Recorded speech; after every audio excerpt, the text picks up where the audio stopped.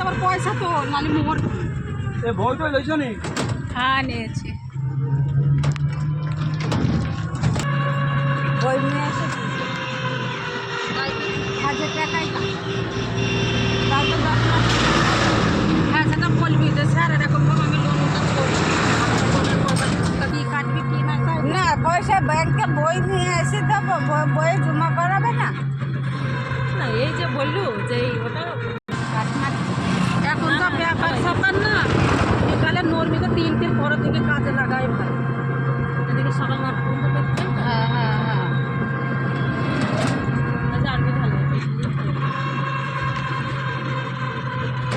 তাড়াতাড়ি করছিল ছাদ দিয়ে দেবো তো ওরা একসাথে ছাদ দেওয়ার কথা বলছে কিন্তু ওদের ব্যবহারই চালাবে আমাদের সমস্যা আরে ম্যানেজারের কাছে গিয়ে কোনো কাজ হতো না ম্যানেজার আবার সে কোনায় পেটি ও তো ওখানে যার যার ডিপার্টমেন্টের যে কাজ করছে জানিস তো ওদের ঘর ধরে লাভ এখনো টাকাই শোধ করতে পারলাম না আমার মতো বলছে যে আমার মতো বলছে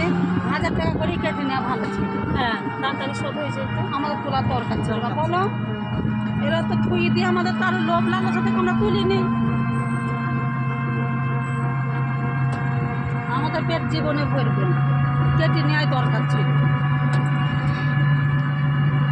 তাও হিসাবে দেখো ওইটা তো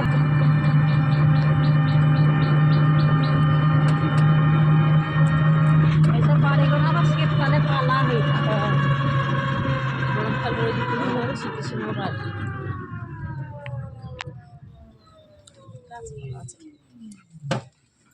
রাধে রাধে